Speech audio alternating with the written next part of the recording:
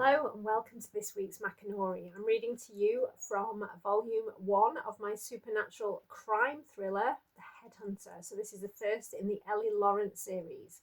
And it's a story that I wrote for my dad based on a story he wrote when he was at school.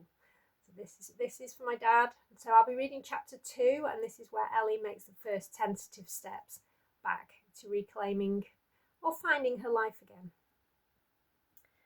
The sun was high as Ellie picked her way through the garden, lending a gentle warmth to the crisp day. The tall grass tickled her palm as she walked. She hadn't thought she would ever return here, and if Luca was still around, Ellie knew she wouldn't have. The plans the two of them had made did not involve the tumble-down cottage she'd found. Instead, they had intended to live in Luca's house on the banks of Drydale Lake. Ellie had intended on selling the cottage to pay her way. But now Ellie had to rebuild her life without him, bringing her back to where she was before Brecon featured in her plans. Except this time, there were no building issues to prevent her from moving in.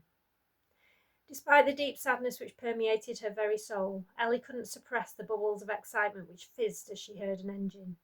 Retracing her steps, careful not to entangle her cane in the grass, Ellie met her builder at the gate. "Ellie, it's so good to see you again," Craig said as he jumped out of his van. "Whoa, what the hell happened?" Ellie blushed as he stared at her, and she shrugged. "Trust me, the other guy came off worse." She looked back at the cottage, not wanting to explain. "I haven't quite finished yet. Ideally, I wanted it all to be done before you moved in, but with you wanting to come back, so it's okay, Craig. The decorating will do me good. But are you sure you can manage? You don't look very mobile." He nodded towards her cane, and Ellie stiffened, jutting out her chin. "I'll be fine. I don't mind helping you out, you know. I know, and I appreciate it, but I need to be by myself at the moment." "Why? What happened?" Ellie looked at the concern on his weathered face and shrugged again. "I lost my job, that's all, and I need time to decide what to do next." "You loved your job." Ellie paused and stared towards the horizon, lost in thoughts of the last few months. Finally, she focused on him and smiled. "I'm afraid I can't say. Confidential."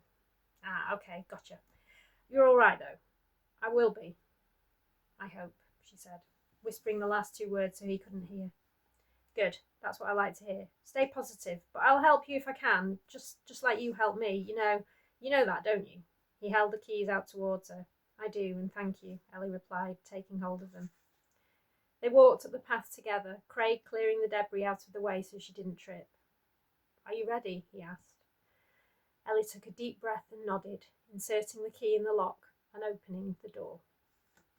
You'll have to tune in next week to find out more about this cottage.